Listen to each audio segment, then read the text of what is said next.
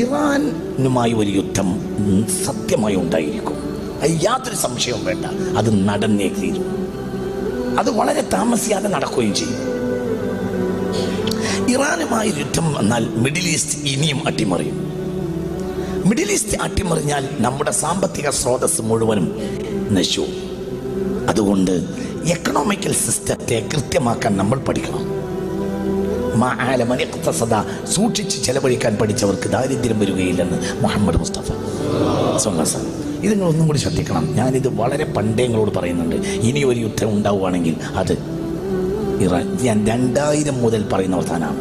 പഴയ കേസറ്റൊക്കെ കേട്ട എന്നൊക്കെയാണ്. അടുത്ത യുദ്ധം ഇറാനുമായാണ്. അത് ഭയാനകമായിരിക്കും.